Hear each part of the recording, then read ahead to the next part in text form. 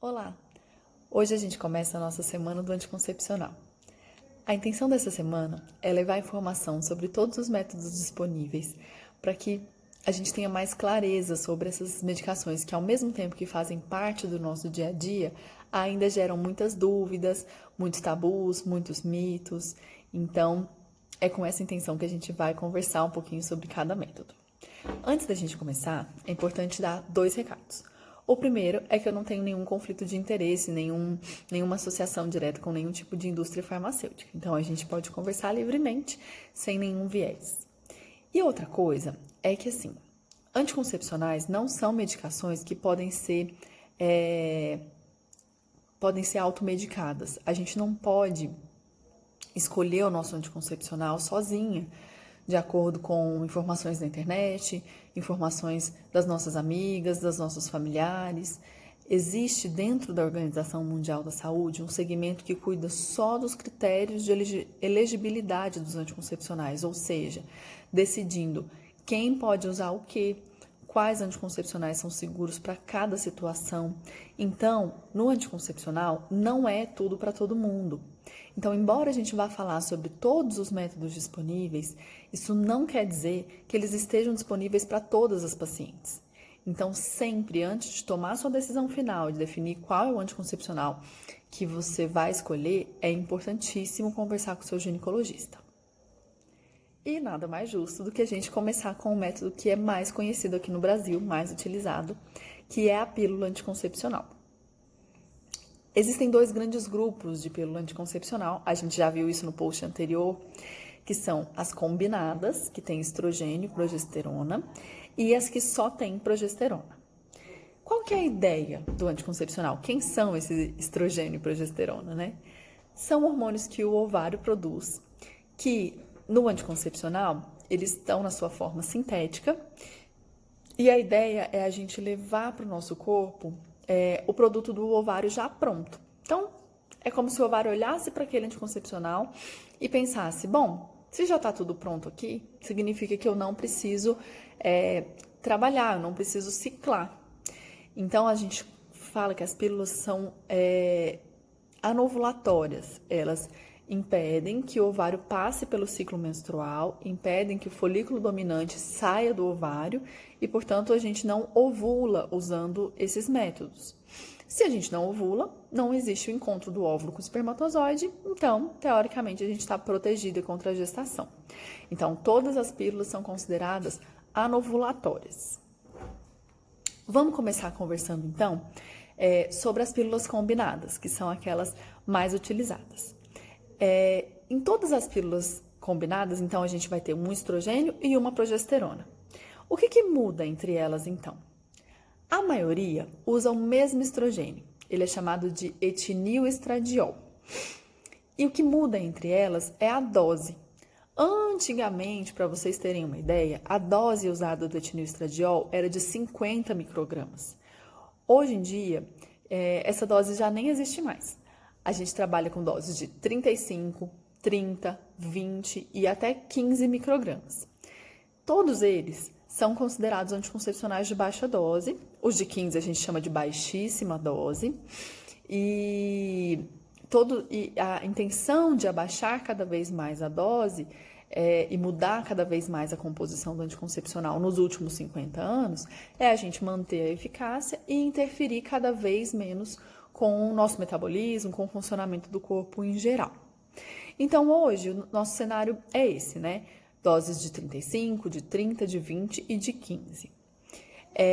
Se o etinilestradiol é o estrogênio mais comum, por que a gente tem ainda tantas pílulas, né? O que muda entre elas, principalmente, é o tipo de progesterona que tem na pílula. E é interessante saber que cada progesterona vai direcionar a pílula anticoncepcional para um benefício a mais além da anticoncepção. Existem progesteronas que são melhores contra a oleosidade da pele e as espinhas, que a gente chama de efeito antiandrogênico. Tem progesteronas que vão ser, além de antiandrogênicas, vão agir contra o inchaço, então vão ter assim uma ação mais contra o acúmulo de líquido.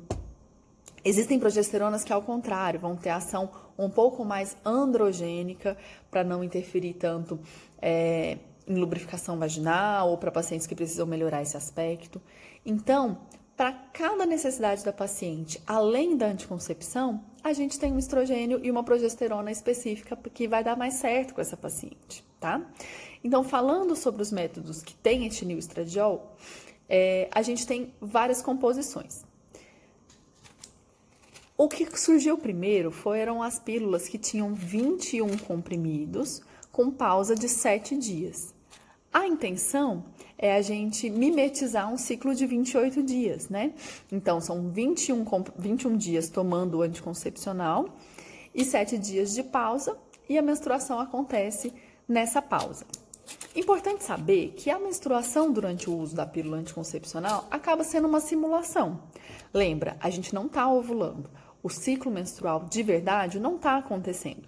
Mas para algumas pacientes é importante ter um ciclo menstrual certinho, sangrar uma vez por mês. Então, para essas pacientes é que são feitos os anticoncepcionais com pausa.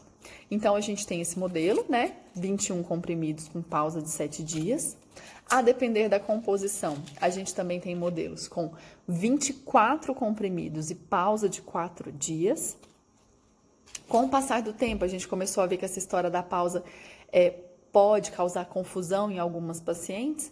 Então, foram lançadas algumas opções de comprimido que tem 24 comprimidos ativos e 4 comprimidos que não são ativos, ou seja, continua com a pausa de 4 dias, só que a pausa está embutida na cartela para a gente não se perder, digamos assim, no dia de começar a pílula novamente. E existe também até os comprimidos de 21 comprimidos e pausa de 7 dias, com os 7 dias também incluídos na cartela. E, como eu falei para vocês, a história de menstruar ou não menstruar usando o anticoncepcional combinado é opcional. A menstruação está ali pura e simplesmente para paciente que gosta de sangrar. Então, se a paciente não gosta de sangrar, mas ainda quer o benefício de ter os dois hormônios, o estrogênio e a progesterona na pílula, ela pode usar uma cartelinha que tenha 28 comprimidos. E, ou seja, não tem pausa. A gente usa a cartelinha, os 28 comprimidos, e continua com a próxima cartela no dia seguinte, certo? Então, de acordo com a combinação de estrogênio e progesterona que tem na pílula, de acordo com a dose de cada um deles, de acordo com a necessidade de cada paciente, a gente tem esses modelos todos. E existem agora no mercado 2 opções de pílula que não usam mais esse estrogênio que a gente estava comentando, o etinil estradiol, e passaram a usar um estrogênio mais natural, que é ou valerato de estradiol ou estradiol, certo? Nesse caso, olha só, como é o caso aqui desse anticoncepcional, a gente tem a cartela ela é feita de 4 cores diferentes, ou seja, 4 composições diferentes da pílula, usando todas elas esse estrogênio mais natural, tentando mimetizar ao máximo um ciclo natural, um ciclo normal, certo? Então, além dessa opção que a gente chama de 4 fases diferentes, ainda tem uma outra opção com uma fase só, mas que também tem o estrogênio natural. Então, além desses tirando esses 2 que são de estrogênio natural, o resto tudo são de etinil estradiol, mas com a intenção de responder aí à necessidade de cada paciente em geral. Isso explica por que não existe uma pílula perfeita, né? Ah, doutora, qual que é a melhor pílula que tem? Eu não tenho essa resposta, porque a melhor pílula que tem para paciente que tem acne é diferente da melhor pílula que tem para paciente que não quer menstruar de jeito nenhum. E aprofundando um pouquinho mais nessa história de não menstruar de jeito nenhum ou de ter um controle maior sobre quando a gente quer menstruar, recentemente foi feita uma nova proposta das pílulas combinadas, que é o que a gente chama de regime flexível. Que é o quê? A paciente compra a cartelinha do anticoncepcional, ao invés dela vir com 21 ou 24 comprimidos, ela vem com 30 comprimidos, e aí a paciente faz o uso da fase que a gente chama de fase obrigatória, que é a de 24 comprimidos, e aí ela escolhe qual que é o momento que ela vai fazer a pausa. Então, ela pode fazer a pausa com 24, com 48, com 50, na forma como for melhor para ela. Para não ficar confuso essa história, esses anticoncepcionais que são os de regime flexível, que a gente chama, eles vêm inclusive com um aplicativo que a gente baixa no celular para poder acompanhar e decidir qual que é o momento certo de fazer essa pausa, tá? Então, por exemplo, tá usando anticoncepcional, percebe que a pausa e a menstruação vai dar justamente durante uma viagem, mas você não quer menstruar naquele período. Não tem problema, é só você estender um pouquinho mais os dias que você está usando anticoncepcional e transicionar a sua pausa para quando for mais conveniente para você. Então, é mais uma flexibilidade aí que apareceu nesses últimos anos. Esses dois últimos que eu comentei, que são dos regimes flexíveis, né? Eles também usam o etinilestradiol, que é o estrogênio mais comum. E quais são os principais efeitos colaterais, então, das pílulas combinadas? Os principais são a náusea e a dor de cabeça. Esses dois sintomas estão mais relacionados ao estrogênio. Eles podem ter intensidades variáveis, na maioria das pacientes ou não ocorre ou ocorre nas primeiras semanas e depois melhora, mas em alguns casos isso pode ser bastante importante e às vezes a gente vai precisar trocar de método por causa desses efeitos colaterais. Também é importante dizer que o estrogênio ele é o responsável pela relação que existe entre anticoncepcional e trombose. Essa relação existe, mas o risco atribuído à pílula somente ele é um risco baixo, mas é um risco suficiente para a gente tomar muito cuidado nessa prescrição. É aquilo que eu comentei no começo do vídeo, não é tudo para todo mundo. Então, sempre antes de começar o anticoncepcional, precisa conversar com o ginecologista e saber se no seu caso há risco ou não há risco. Mas existem algumas situações que a gente não pode usar o estrogênio ou que a gente não quer. E aí, para isso, existem as pílulas só de progesterona. Quem vai saber melhor dessas pílulas, ou já vai ter ouvido mais falar, são as pacientes que já tiveram filho, porque no pós-parto é um momento em que a gente não pode usar estrogênio, seja para não interferir na amamentação, seja pela característica desse momento que aumenta muito o risco de trombose, então o estrogênio não pode ser utilizado. Essas pílulas compostas só de progesterona, elas sempre vêm com 28 comprimidos. Então, são sempre 4 carreirinhas aí de 7 comprimidos cada. E nesse caso, a gente não tem a opção de fazer ou não fazer pausa. A gente sempre tem que usar continuamente. Não existe pausa em pílulas só de progesterona. Hoje em dia, com o uso da progesterona, que chama desogestrel, a eficácia, ou seja, a segurança dessas pílulas, ela é praticamente igual às combinadas, tá? É diferente do que a gente tinha há alguns anos atrás com as chamadas mini pílulas, que eram pílulas com outras progesteronas, como o levonorgestrel, a norethisterona, e que dependiam da mulher estar amamentando exclusivo, estar amamentando de madrugada, para que ela fizesse o efeito completo.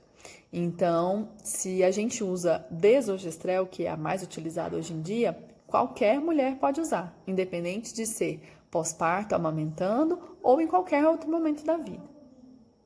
O que a gente precisa saber antes de optar por uma pílula só de progesterona, ou melhor, por qualquer método só de progesterona, é que não dá para ter expectativa de que, se eu não faço pausas, significa que eu não vou nunca mais sangrar.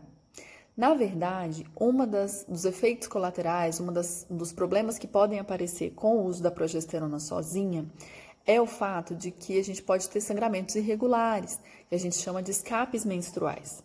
Eles são bastante comuns nos primeiros 3 meses de uso e depois eles tendem a ficar de uma forma confortável, um sangramento raro, que não atrapalha a qualidade de vida da paciente.